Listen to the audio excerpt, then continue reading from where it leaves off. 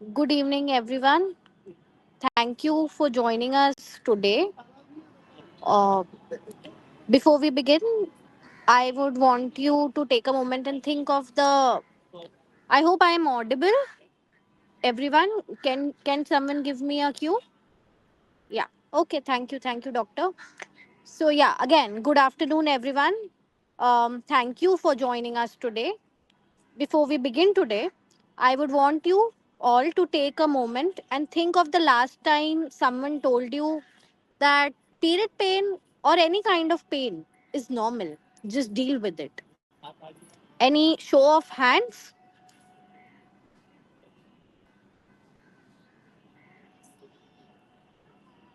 Okay, I see some intent. Um, so, for so many of us women, this sentence has become a staple script that normalizes pain and in return delays diagnosis and often hides the silent struggle of endometriosis. And that's why this session is so important. At Arch Repro Health, our mission has always been simple yet powerful to create a space where reproductive health is understood, supported, and demystified. A space that blends expert science with compassionate care, a space where no question is too small and no concern is dismissed. Endometriosis affects millions, and yet so many continue to navigate it with confusion, fear, and sheer silence. Whether you are here because you are experiencing symptoms, supporting someone you love, or simply speaking clarity, today's conversation is made for you. We're here to break myths, decode symptoms, understand the science behind, and most importantly, remind you that you are not alone and hope and help are always available. Uh, Before we proceed, I would like to introduce our guest speaker for today's webinar. To guide us through this, we're truly honored to have with us Dr. Poornima, a renowned fertility expert and the medical director of Mom IVF and Research Center, Hyderabad. Dr. Poornima brings over 11 years of experience in reproductive medicine, and her journey has nothing been short of inspiring. She trained at the prestigious Monash IVF in Australia, worked extensively in advanced fertility care, and co founded MOM IVF with a beautiful mission to make world class fertility treatments affordable, accessible, and deeply compassionate. She specializes in endometriosis, evaluation of infertile couples, 3D ultrasonography, IUI, IVF, and ICSI procedures, operative and diagnostic laparoscopy and hysteroscopy, and psychosexual counseling. What sets her apart is not just expertise, but her empathy, the way she listens, supports, and walks every step with her patients. We could have not asked for a more experienced and more compassionate voice to help us understand endometriosis from the lens of symptoms, signs, and support. So, without a further ado, let's dive in today's topic demystifying endometriosis, a conversation that promises clarity, comfort, and a lot of learning. Ladies and gentlemen, please join me in warmly welcoming Dr. Poornima. Thank you, Nisha, for the kind introduction. On this outside, I would like to thank our Shri Pro Health and Preetham for having me here today for a very important topic, demystifying endometriosis, which has definitely increased in incidence nowadays. I'm doing my fertility practice for the past 12 to 13 years. 10 years back, I have not seen this much increase in the incidence of endometriosis, but now there's a around 10% of the infertile couples are suffering with endometriosis. So let's not waste the time. I'm going to share my slides and yeah.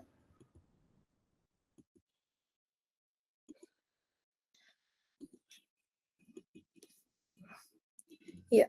Is my screen visible to all? Yes. Yes, it is. It is. Yeah, yeah, thank you. Yeah. So, again, I welcome you all for today's webinar of very, very important topic of demystifying endometriosis. Today, we are going to discuss about what are the signs, symptoms, signs behind endometriosis, how we can manage. We are going not going to go into the treatment aspect, which we are going to cover in the next webinar, but how to identify endometriosis.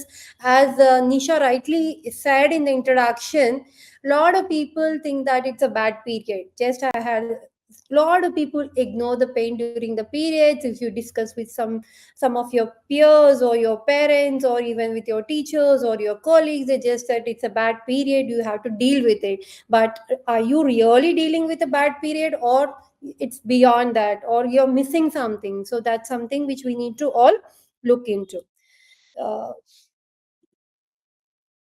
so what is endometriosis? Why we are going to we are why it is such a big deal if you have endometriosis?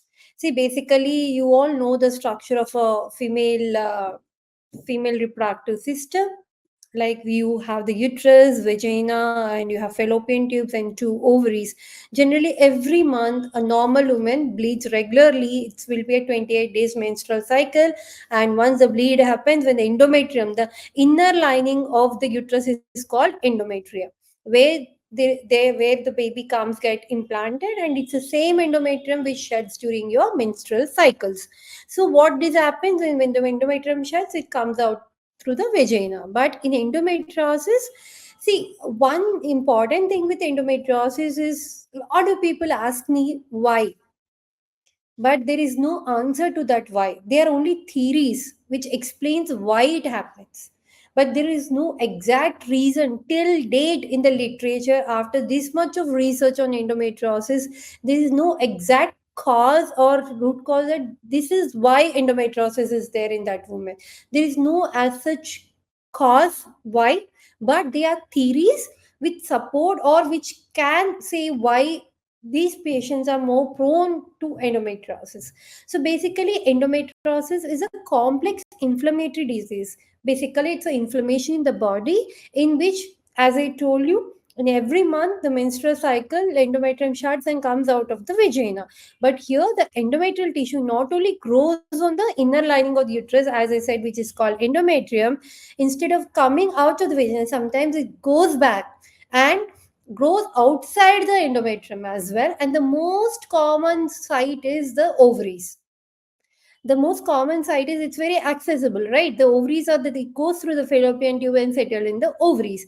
And there are other sites also where this endometrial tissue can grow. Apart from the ovary and the pelvic region, it is seen in fact, it is surprising to see endometrial tissue in bowel, bladder. At least bowel and bladder are very near to the uterus. These organs are very nearby. But we have there are case studies which have seen that endometriosis is there in the brain also, lungs, and muscle. So basically, there are so many case studies which have been reported. So it's a very complex inflammatory disease which has to be dealt with, and it has to be diagnosed early so that we can reduce the symptoms of the patient. So basically, as we have discussed, the tissue during the menstrual cycle, this tissue which has been outside the uterus or outside the peritoneum, that is outside the uterus, behaves same like the uterine lining. How endometrium behaves, like when it bleeds or when the period comes, so it becomes thick and dry. See, wherever there is blood involved, there is inflammation, there is thickening, there is drying, breaking down, and there is adhesion formation. See, if you get a cut, how it heals after the blood. So it heals with a scar. The same thing happens outside the uterus. So there is a drying, thickening, breaking down, and there is a scar formation. And because once there is a scar, there is a very high chance of adjacent organs to come and get attached to it. So so that's the main reason why endometriosis is, because sometimes when the bowel or the bladder or your intestines or your urinary bladder gets involved, then there is a risk of obstructions and all. So uh, so as this tissue during the menstrual cycle behaves like the uterine lining, thickens, dries, and breaks down, while the uterine lining has an exit via the vaginal canal, but the one which is on the outside has no way to exit the body and sprays the nearby organs like ovaries. The most common site is the ovary. We see almost 60 to 70% of the cases we see in the ovaries, fallopian tubes, and the nearby organs where in the before the uterus we have the urinary bladder, and behind we have the intestines, the mostly rectum. So these are the most common sites endometriosis spread to, causing pain. The most common symptom I've seen patients getting and coming to ER, getting admitted because of severe dysmenorrhea. So many in our night duties, we used to at least get weekly twice a patient getting admitted with severe dysmenorrhea in the emergency. So there is a terrible pain and inflammation, as I told you. Wherever there is a healing, scarring, there is a clogging and adhesion formation. There will be organs which become adherent to each other.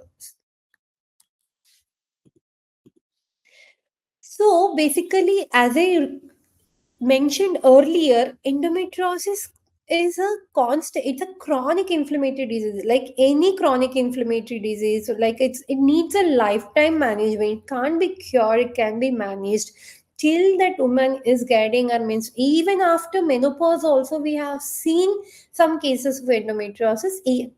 Comparatively, the incidence is slightly less in the menopausal age group, but still we see cases even in the menopause as well.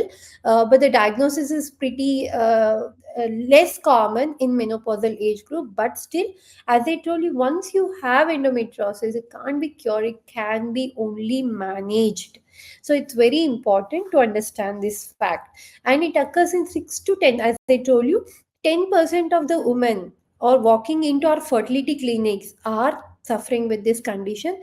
And especially when you look at the infertile women, the statistics might vary.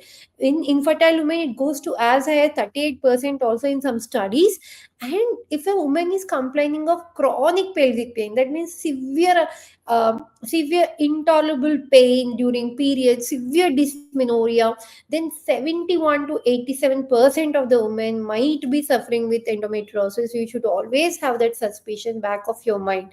So the most common age is 30 to 40 years, but now we are not having this age bracket. We are seeing endometriosis in young women as well. That as early as 18 to 20 years also patients are coming with this endometriosis. But according to the statistics, the most common age is a reproductive age group around 30 to 40 years. And family history, if the woman is having a strong family history in the first degree relative, it is 7 times greater in this woman comparative to the no family history. And early menarche, whoever is getting nowadays, kids are getting very early menarche. Apart from the endometriosis aspect, I want to bring into the notice that children are getting their first period as early as 8 years, 7 years, 9 years. Previously the age of menarche used to be around 13, 14 years. That should used to be the 12 to 14 years should be the used to be the ideal age. But nowadays we're getting very early menarche in girls, young girls. If when we look into the statistics or the reason for this, there are so many endocrine disruptor chemicals in and around us.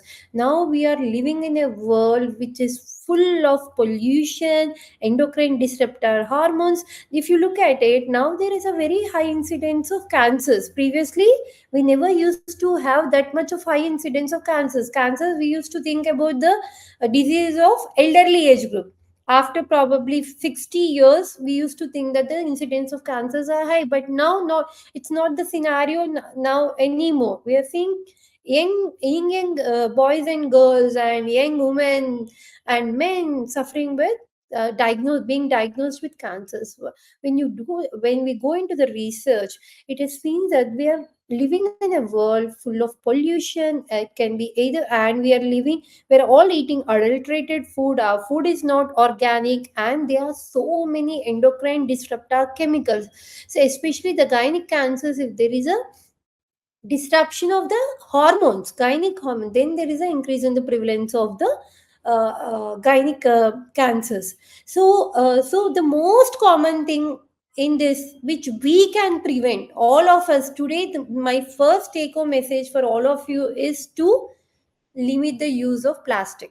That's the most common endocrine disruptor which we can reduce in our day-to-day activity, which can help which can help us and also our surroundings. So let us take our first take-home message and let us all pledge that we will reduce the usage of plastic. We will I think future should be the plastic free world. Especially there is a campaign which we are doing in Hyderabad under the guidance of Dr. Manjula Anagani, where the project is no plastic on private paths. What the sanitary pads we are using also, we have to see whether they are organic or not. Lot of sanitary pads have plastic. So whenever, especially young girls who just started their periods and all, we have to be very careful about the choice of sanitary pads which we are using. And the most important thing is no plastic on private parts. So this is very important first take home message which I want to tell all of you today. And interestingly, endometriosis is a disease of rich. Somehow we see more incidents of endometriosis in the urban population, not rich, I say. Sorry for that, but urban community comparatively to the village population. So it is more common in the highly civilized communities, and 50 to 70% children affected women are childless. So these are some hard hitting facts about endometriosis.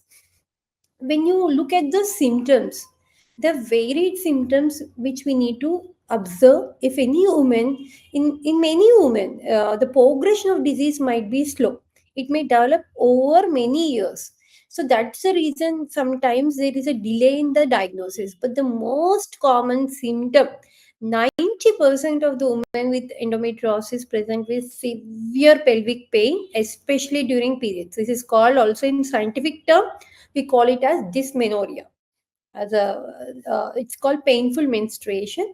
Apart from that, there is a chronic pelvic pain, vague pain in the pelvis, chronic low back pain, chronic vague abdominal pain and all. And the other most important thing is pain during intercourse. A lot of people ignore this pain when you are having sex. If you are having a severe pain, then probably you have to suspect endometriosis. You have to consult your gynae and get a proper checkup done.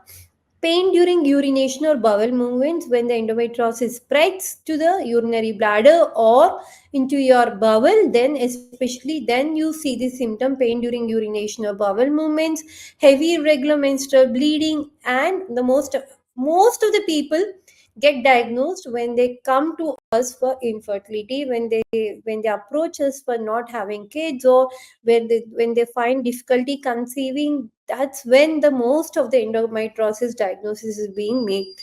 Bloating, nausea, digestive issues can be mistaken. The most common mistake between endometriosis is irritable bowel syndrome. Lot of people think it as gastric problem, and especially the irritable bowel syndrome. There is also increase in the incidence of irritable bowel syndrome nowadays. And the most common DD, differential diagnosis of endometriosis, is GI symptoms, especially irritable bowel. Fatigue and low energy levels. Obviously, when you have severe period and there is some dragging pain in the pelvis, constantly irritating you, not able to focus, you obviously you will have low fatigue, low energy levels, lack of concentration. And also sometimes you may see spotting or bleeding between periods. It's not specifically for endometriosis, it can be seen in other gynec conditions as well. So the most difficult part of it is the diagnosis part. Lot of people, there is a delay in diagnosis. Once there is a delay in diagnosis, the disease is already spread beyond the pelvis, then it's a very difficult situation to deal with. So on an average, it takes more than 8 years from the first doctor visit for a patient to finally receive a proper diagnosis. See how much delay in the first onset of symptom to the diagnosis. It's a very alarmingly long delay. and this is not care, but definitely we should think it as a harm. So it's very, endometriosis mostly is a diagnosis of exclusion. As I told you, lot of patients think that this is GA problem or some urine infection or some other problem. So there is mostly last diagnosis they come to is endometriosis. And sometimes significant number of women with endometriosis might be asymptomatic. They may present with infertility. Whenever there is a difficulty in conceiving, they may not present with typical symptoms of dysmenorrhea and all, but there's around, probably I can say around 20 to 30% of the patients might present asymptomatically. And why do people delay? One, as today we are here today because to create awareness, there is a lack of awareness about the symptoms. As the first introduction only, we talk about a bad period, we just ignore our body, we just ignore our body signals, especially women. We multitask, we balance, we do work life balance, we manage the house. But we the most today, again, the second message I want to give all of you is listen to your body. Very, very important. If there is a change in the symptomology in your body which is not normal, then definitely you have to approach a doctor. Listen to your body, will your body will definitely give you hints. So the second message I want to tell all of you is, if your body is giving symptoms, don't ignore it. Go and just take an opinion with your local doctor, and that might be a life changing decision. Sometimes a lot of diseases can be picked up early if you approach a doctor early. So the first delay is because of lack of awareness. That's the reason we are here today, to talk about the signs and symptoms of endometriosis, how you can know that you might be one of the one who is suffering with endometriosis. Generally, as I already discussed, symptoms are normally normalized as common period pain, some bad period pain. I might be just having a bad period. So this most commonly we normalize that symptom, especially women. We tend to ignore our own health and try to do work life balance, and doesn't give time to ourselves. And sometimes it can be misdiagnosis. As I told you, it can we can misdiagnosis for like a GA symptom, or some urinary infections, or some other irregular periods. So they might be missing this diagnosis and think about the first other diagnosis. As I told you, the first common diagnosis we think about is GI symptoms. And obviously there's a limited access to specialists. Yeah, but still I think you can approach in a gynae. Definitely should be the one who can diagnose this condition. Cultural taboos around menstrual health. Now I think slightly we have come out of that zone. Previously we used to have a lot of menstrual taboos. Previously, women used to sit outside, not touching anybody, not just not able to show their face. But now I think we have moved ahead of that cultural taboos. Now we are more open up, and we are more, my I can talk with my daughter. My daughter is very vocal, and so now I think the taboos have come down. But still there are some cultural taboos around menstrual health. And and the most important problem, probably, if you think as a woman, I may also maybe thinking like that, what if something comes up? What if something has been diagnosed if I go to the doctor? What if? So with that fear, lot of people doesn't go to the hospital. I seen in my own family, my mom saying that no, and now I don't want to go for a body checkup. What if something comes up? It's fine. So it's like fear of finding out, what if something comes up, what if it needs some treatment, some surgery. So that is something which pulls the patient going to the hospital or getting diagnosed. So when you look at the stages of endometriosis, this is something very critical.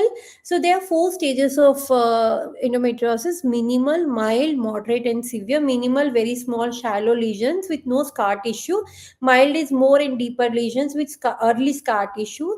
The stage 3 is multiple deep implants, cyst in the ovaries, and noticeable scar tissue. Extensive, where there, as I told you, there are adhesions between the organs.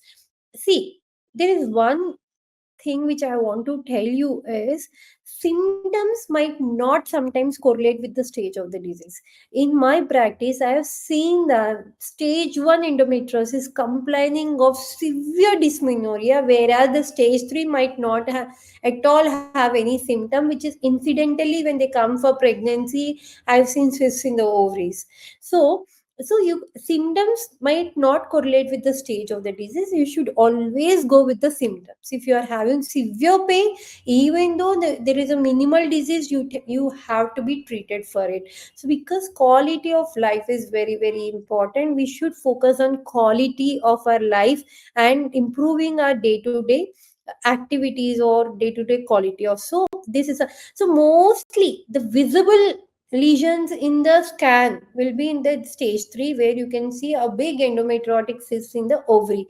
We call it as ground glass appearance in the cyst of the ovary. So sometimes your symptoms might not correlate with the stage of the disease. As I told you earlier also, endometriosis lesions have been found in every excuse uh, sorry, just give me a sec. What did I do? Yeah.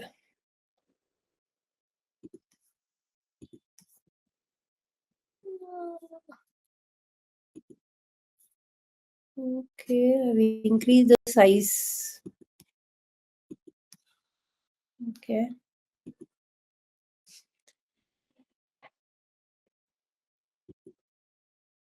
Hmm, just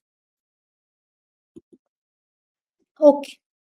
Okay, as I told you, endometriosis lesions have been found on every major organ of the body from the ovary, but the nearest organs are definitely the ovary, fallopian tubes, bowels, bladder, and all. We have seen cases reported in, as I told you, in brain, heart, kidney, lungs, liver, appendix, so all parts.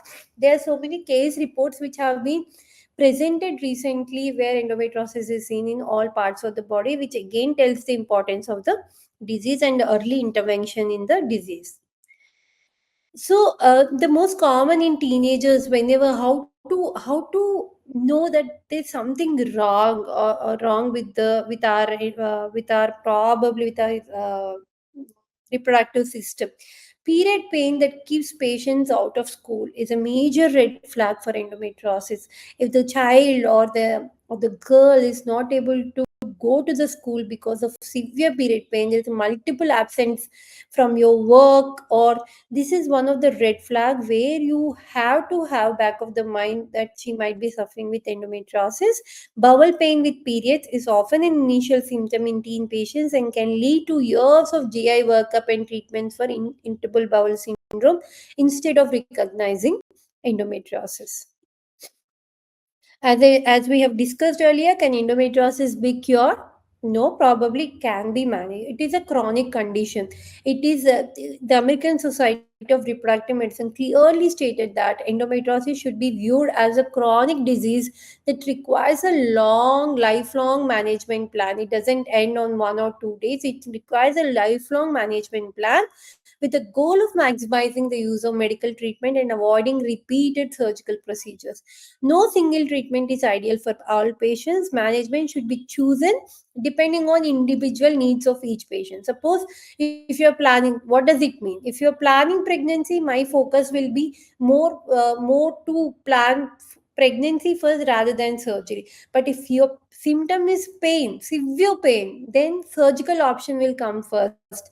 So medical management will come first. So these are the, so it depends on the individual needs of each patient. Combination therapy may be ideal as it's a chronic disease. We should combine not only efficacy but also you have to look for the long term safety and the tolerability of treatment options. Now there are so many medical managements which have come up. They are hormonal pills. There is Mirena, the intrauterine contraceptive progesterone device, which is very effective method of managing endometriosis. There are new drugs like uh, Ecolics, Elagolics, and new drugs which have come into the market recently, which can effectively manage the pain of endometriosis. So long term treatment is required, repeated courses are required depending on the severity of the disease. As we have discussed about the pain of endometriosis, there is some eight types of pain which you can think of. Severe dysmenorrhea, like painful periods, lesions bleed and swell with each cycle, irritating. How? Why there is a severe bleeding, pain? Because of the irritation, or wherever their nerves are irritated, the pain will be there. So pain is because of the irritation of the peritoneal nerve. Sometimes that adhesions, which because of the adhesions occurs and the organs will get matted with each other. Pain often starts days before bleeding, radiates to the back on the thighs, and may come with nausea, diarrhea. A lot of people who have period pain, severe dysmenorrhea, want to go to poop or go to potty for multiple times. It gives a sensation of heaviness because it is a cyclical and progressive. Many women lose school, work, and social life every month, even when scan looks normal. Dyspareunia, it's a scientific term where we call when there is a pain with sex, we call it as dyspareunia. Deep or sharp pain during or after intercourse can occur in endometriosis, especially lesions located behind the uterus, may be stretched and compressed when you have a deep penetration. Sexual pain is often minimized or dismissed out by generally by the patients. Painful bowel movements, endometriosis, whenever there is involvement of the bowel, can cause pain during bowel movements, which may feel as if passing broken glass. It's so painful bowel movements. Women with endometriosis may avoid using the toilet around their period. Bowel endometriosis is frequently mistaken for irritable bowel syndrome. As we have already talked about, just bad cramps might not be no, it might not be just bad cramps. It can be endometriosis. We should always have it on the back of our mind. As as I told you, if there is involvement of the bladder, generally there will be pain during urination. Generally, we misdiagnose it as urinary tract infection. And whenever there is an inflammation in the pelvic region, whenever there is a pelvic nerves are involved, there is an electric burning, shooting pain uh, behind the backs and the thighs.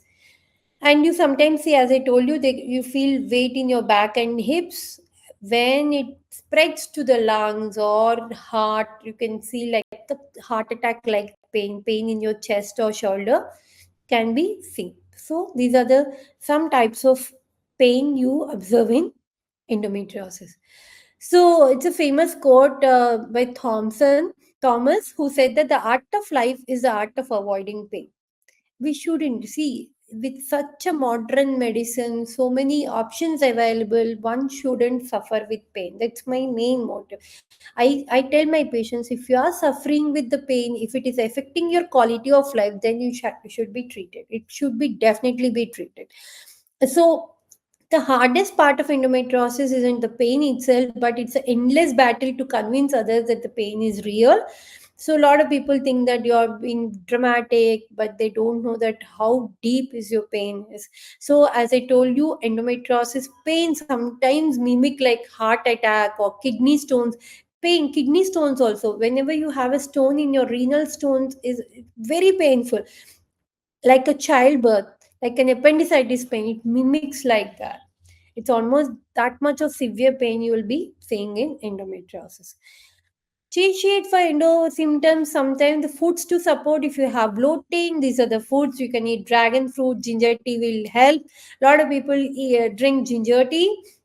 And if you fatigue, eggs, seafood, you all know this, vitamin rich food, pain, turmeric, salmons will help. Inflammation, all of you I think will be might be hearing about anti-inflammatory diet, which has become so popular nowadays, where there are a lot of berries, blueberries, flax seeds, walnuts, seafood, green tea, chia seeds. All these are anti-inflammatory diet. poor Poor sleep, hot cocoa drink, high histamine, blueberries. Uh, if your stool is not good, legumes, apple, wherever you have to eat good amount of fiber. To estrogen dominance, broccoli, veggies, coconut water. Fertility support, now avocado has become such a well-known food, but I think there is no need to eat fancy fruits. The guava is good, almond seeds, chickpeas, seafood, all these things can help a bit along with the medication to maintain your endo symptoms. So when you look at the myths versus reality in endometriosis, a lot of people think that endometriosis is just a painful period. It might not be. It is a long chronic inflammatory disease that can end up in severe pain and infertility, and in severe cases can involve the vital organs of the body. Generally, we think that endometriosis affects only one subset of women, like around 30 to 40, but now that boundaries are not anymore. We are seeing in as early as 10 to 12 years to in the menopausal women as well. A lot of people think that it is a disease of reproductive system. No, we are seeing endometriosis in brain also, so it's almost every part of the body. And the most common thing, a lot of people think that whenever you don't get your period, endometriosis is cured. No, pregnancy, especially they think pregnancy is considered as a cure for endometriosis. Yes, whenever you don't get your period, the symptoms might reduce, but it's not a complete cure for endometriosis.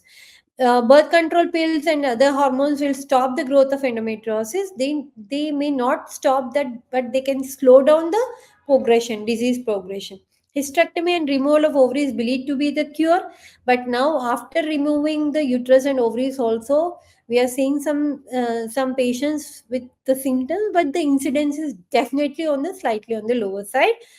Endometriosis affect upper socioeconomic women or career women. Now it's not anymore. We are seeing in all socioeconomic groups and all occupations. Taken seriously only when linked to for infertility, not linked to pain, illness, or cancer risk. See, that's a problem. Patients come to us because they want to conceive. Otherwise, they ignore all these symptoms, which is affecting their quality of life. Endometriosis slightly has an increased risk of ovarian cancer as well, but not probably around a 2 to 5%. So it's very important to look at in a holistic way, not only for conception, for improving our quality of life and to prevent further complications in the future. So thank you so much for your patient listening. Now I'm going to stop sharing my screen. Yeah. Yeah. Okay. Mm. Thank you so much, Doctor, for the insightful, reassuring, and truly eye opening session that it was. You have helped us understand not just the medical side of the endometriosis, but also the emotional and personal journey behind it.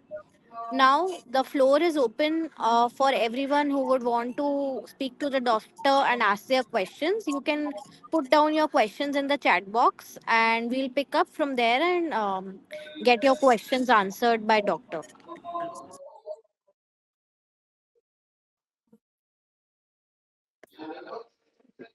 Hello, everybody. This is Preetham from Shri Pro Health. Thank you, Doctor, for a wonderful session. I think this is just not a session of awareness, but it is also a session where there are a lot of myths and a lot of confusion on the entire endometriosis part of a woman. Thank you so much for clarifying so many things, and I'm sure the session, whoever's attended. Would benefit from, and whoever not attended, we'll obviously share the video to all of them. But just going forward, there is a question asked by Meghna Francis. I have consumed flax seeds, but I was experiencing pain coming back, as I had no pain earlier as flax seeds estrogen. Okay. So there's some background noise here. A bit of prayer is going on. So basically, what I understood is before flaxseed there is no pain. After using flaxseed, there is a pain. Right? Is that her question? Meghna, can you answer on chat, please? I have Yes, consumed. No, Yes, I'll go to yes. the. I have consumed flaxseed, but I was experiencing pain coming back as I had no pain earlier. Flaxseeds influence estrogen. Okay. Okay. So basically, see, Meghna, I don't think flax seeds will be the only reason which can increase the estrogen and cause the pain. So I may not definitely see diet is only one of the integral part of of this mecha. If you're getting pain, that doesn't mean that because of flaxseeds you are getting a pain. There might be some hidden reason or some some triggering factor which is causing pain. So I think you need to go and consult a doctor if the pain is unbearable. But as such, flaxseeds doesn't increase the incidence of your period pain or pelvic pain, right? So it doesn't definitely how much you are taking it. Hardly we take a probably a handful of flaxseeds. You shouldn't do that, right? So if it is pain is there, that means there might be some other triggering factor which you need to be evaluated, right?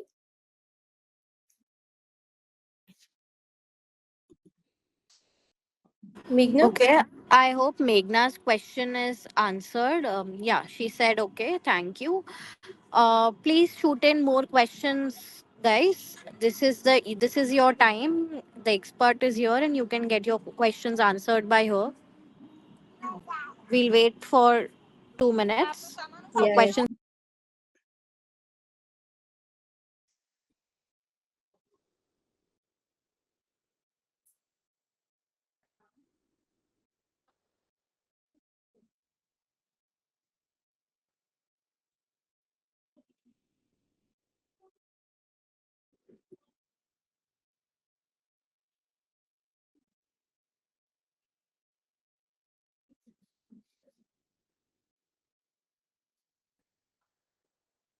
Oh, no questions at all.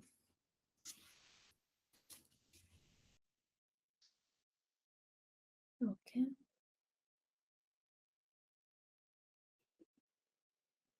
Okay. I think there is one question. Yeah. Rayan has one question. As you had said, girls should come in contact with less plastic. Which sanitary pads would you consider safe? See, whatever sanitary pads you are using, you have to see the composition, what it is made of. Nuva is one sanitary pad which is very good.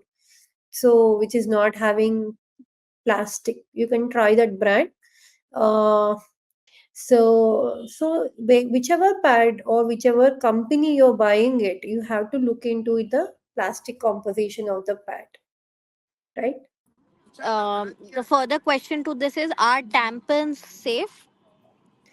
See, it's very difficult to keep a tampons, right? It is very cumbersome. Previously, again, during the sometime menstrual cup has also came up very became very this thing nowadays. But it is very cumbersome to maintain a menstrual cup or tampon. Instead, menstrual cup is a much better option than tampon. Yeah, right. Yeah, somebody's asking, are menstrual cups safe? Yes, yes, definitely. But you need to sterilize it, keep it in a proper place, keep it very hygienically. Then definitely it's a very good option, very safe option. If you're comfortable with it.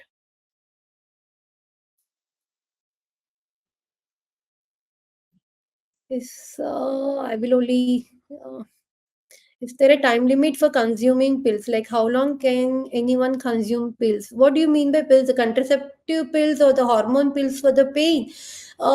Basically, as see, when you think about the management of endometriosis, treatment of endometriosis, there are medical management, there's surgical management, and and in the medical management, there are tablets, which are pills and hormonal pills, and you have IUCD, intrauterine device IUDs, in which Marina, where the drug is incorporated in the IUD and you keep it in the uterus, which is again a very safe option. So basically, the studies are there till 5 years. So you can use the drugs on and off with a break period for maximum of 5 years. And this IUD, intrauterine device, is a very safe option which you can use. And there are also some pills which can be kept for longer period. Yeah. There's another question: can endometriosis be diagnosed and brain endometriosis or in any other organ? Can we diagnose that? Yeah, see, especially as I told you, the most common site is ovaries. Ovaries are the prime organ where the endometriotic implants go and settle. It can be easily diagnosed by simple ultrasound.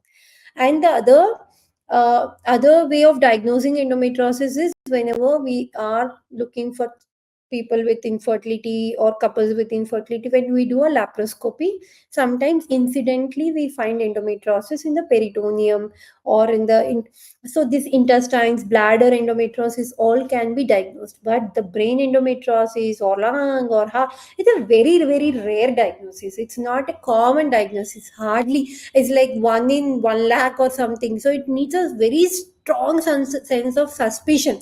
It's a diagnosis of exclusion. You don't keep a first diagnosis is brain endometriosis, right? It needs a very strong suspicion. There are only few case reports which have been mentioned, but that's a very rare diagnosis.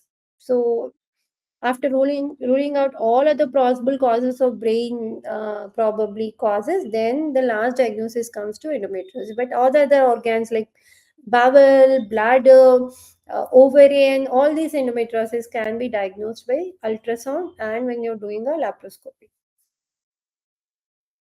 Uh, Okay. someone think, yeah.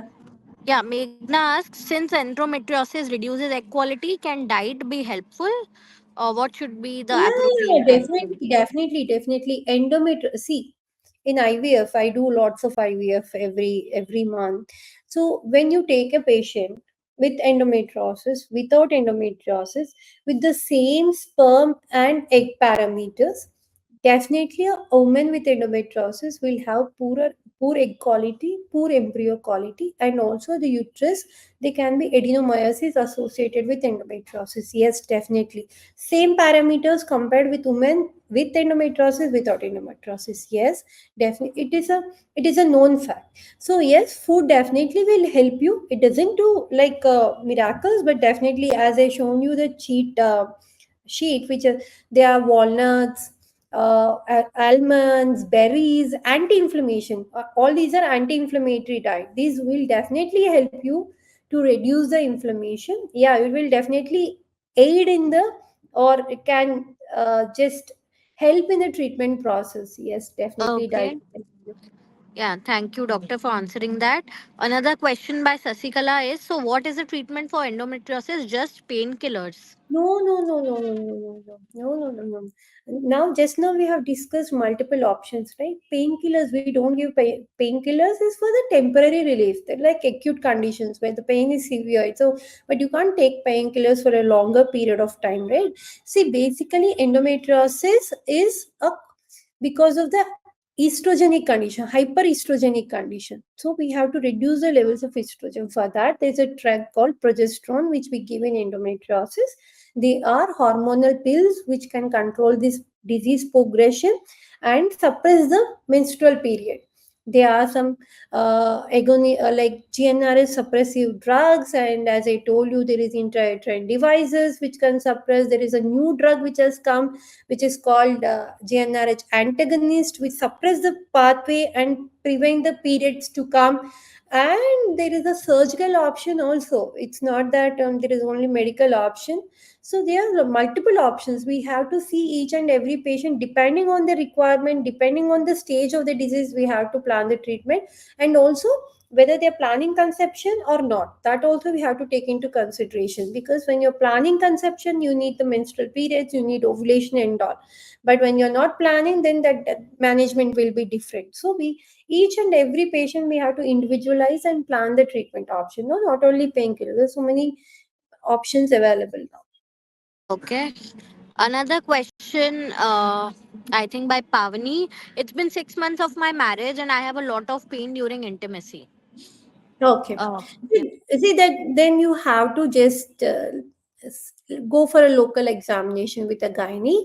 It might not be endometriosis. It can be sometimes during the first few months of the marriage. Sometimes it can be a painful intercourse because of your tight vagina or some other reason, or some most commonly you might earlier days of the marriage there is a risk of urinary tract infections. All these things might not be typically endometriosis in your case. It's always better go for a gynec examination. Your gynec will see, or see, do an internal examination and then guide you. mostly. So early Okay. months of the marriage, it's relatively common thing. Yeah. But still, Okay. you need to go and consult your gynae. Yeah. Sheila asks, I have a Marina loop inserted for 10 years now. The periods are very irregular, almost nil, but the nagging pain still continues with intervals. Is it okay to take mild painkillers like Meftal, Espas? Also, the quality of life has improved and intensity has reduced after the Marina. Yeah, as I told you, Marina is one of the best option because it can be kept for a longer period. Pills we have to take every day. Sometimes we get vexed up with taking pills and all. Marina is a very good long-term option. As I told you, it can reduce the symptoms sometime, but still it is if the pain, mild pain, yes, temporarily you can take Meftal, nothing harm in taking. Yeah, but I definitely you yourself have mentioned that your quality of life has improved with Marina and intensity reduced, which is very good to hear. Okay. Another question is, may I know the difference between endometriosis and adenomyosis? Yeah, definitely. See, endometriosis now, as I have discussed, the menstrual blood, the endometrium goes back and get deposited in the ovaries, pelvis, and in severe cases, bladder, bowel, and all. Adenomyosis is it's going back into the uterus only. That means see, I can show you the picture here. See, basically, the endometrium will go from the tube and get deposited in the ovary in endometriosis. But adenomyosis, it goes into the myometrium, the wall of the uterus, and the wall becomes very thick. That is called bulky uterus. The ovaries become, the uterus become bulky. It is going back into the myometrium and getting deposited and becomes bulky. So the most common it becomes like a globe. The uterus becomes like a globe. That is called adenomyosis. It is also causes severe pain. The mostly seen in slightly elderly age group.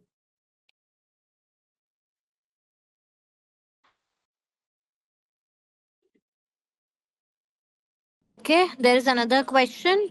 My daughter is 18 years. Since few months, she is having a painful period with clots. Have done ultrasound. The report is normal. Okay, painful period with clots. Have done Yeah. ultrasound report is normal. I think nothing to worry. Sometimes because of there is a see. Sometimes because of the stress. Sometimes see our food, stress, our weight, everything affects our period. So if there is an increase in the weight, or she gained some weight recently, or there is a stress or exams are going on, sometimes they present with this painful periods and all, but temporarily you can take some medications which can relieve her period pain with heavy bleeding. But otherwise, if her ultrasound report is normal, nothing to worry for that age. Okay. Is endometriosis triggered by stress? If yes, how does it affect nervous system? Also, do we suffer nausea? Yeah, as I told you, definitely stress is one of the triggering factor for any chronic inflammation in our body. Yes, it causes inflammation. Stress is what? Stress is response to the response given by our body to a situation or where you feel so that's how the body reacts. So definitely stress will be endometriosis or any other chronic condition is triggered by stress. Yes, does it also affect nervous system also? See, not in all cases, but definitely when you have a severe period pain, nausea is one of the things which we have in general. When the pain is severe, obviously, as I told you, pain is because of the irritation of the nerves. When the nerves get irritated, you feel that pain, right? So sometimes you may suffer nausea as well. Kameshwari Satish. Okay. I Yeah. have, yeah. I have taken infertility treatment almost 18 years back, still facing a lot of hormonal related issues. I am 51 years old now. See, probably I don't know what hormone related problems exactly symptoms you're having. Probably you being 51 years old, probably it is something menopausal symptoms which you are experiencing. So better consult your gynae. She may give you some hormone replacement therapy if your symptoms are more. Okay. We have another question. How does a girl who just entered into a menarche know it's a regular period pain or endometriosis? Are there tests that teenagers can undertake? No, no, no. See, the thing is, girls who just entered into Minar for the HPO is the hypothalamo pituitary ovarian axis. To settle that axis, it may take 2 to 3 years for the girls who had Minarche. It takes 2 to 3 years for the HPO axis to settle down. So we can't intervene or we can't give medications at that point. If we give we or we intervene at that point, we are disrupting the HPO axis, which may later lead to other problems in the future. So if the pain is very severe or something, we can just manage with some anti-analgesics or something if it is very severe pain. Otherwise, the initial few years after menarche, the cycles are slightly irregular with pain.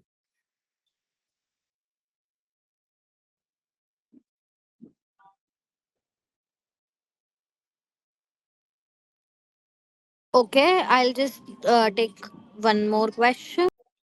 Yes. So, Preeti Shah asks, hello doctor, I used to take Meftal Espas too, but now many doctors are saying not to take Meftal. Any reason why? Also, please suggest an alternative mild painkiller. See, any painkillers, we can't take it for a longer period. These are only for a temporary relief, not for a long term management. Yes, when you take a long term painkiller, sometimes they may have an effect on our kidney function. So there are a lot of doctors advise not to take more painkillers. The mild painkiller or the alternate is definitely paracetamol. Okay. Last question. K. Sarvanthi is asking about endometriosis can affect endometrium and tell me about thin endometrium. Thin endometrium itself is a very vast topic to be discussed, but I understood your question. You meant that if you have endometriosis, you will have thin endometrium problems also. So yes, endometriosis is something which goes hand in hand with adenomyosis. Yes, it sometimes affect the endometrium as well, where in people there will be difficulty in conceiving. Yes, sometimes we see those patients. We have to treat accordingly. Okay. Thank you, doctor, for for answering these questions patiently. Yeah, thank Um, you. Thank you, yeah. Nisha. To everyone who joined in today, thank you for taking Thank you, this. everyone. Yeah, thank you for joining. Thank you for taking this step towards awareness. If there's one message we want you to carry after this, is pain is not normal and support is always available. At Arch Repro Health, we remain committed to being a trusted companion on your reproductive health journey with expert guidance, a supportive community, and care that feels personal. Uh, Yeah, you can find the link for a platform in the chat box itself. If you have more questions, need consultations, or want to explore resources, you can visit our platform at www.archreprohealth.com. Thank you once again for everyone for being here, and we hope to see you in our next session, which we will announce soon. Have a wonderful day ahead. Thank you, everyone who are writing in the chat as well. Yeah. Thank you, doctor. Thanks a lot. Thank you. Thank you so Thank much. you. Thank you, Thank you, everyone. Doctor. On behalf of Arch Pro Health, thank you so much for being a part of this wonderful session. It's been, Thank very, very open. I think some very good questions have been asked and answered very effectively. Ladies and gentlemen who are a part of this session, please, you could book your consultations with Dr. Poornima Durga with the link. We will also be sharing this video along with doctor's link on an email very soon. So hang in there and let's wait for another wonderful session on something more different and something which is unknown. So, Doctor, thank you so much for your time. thank you. And Thank you so much. Good day. thank you. Thank you so much. And have a Thank nice evening.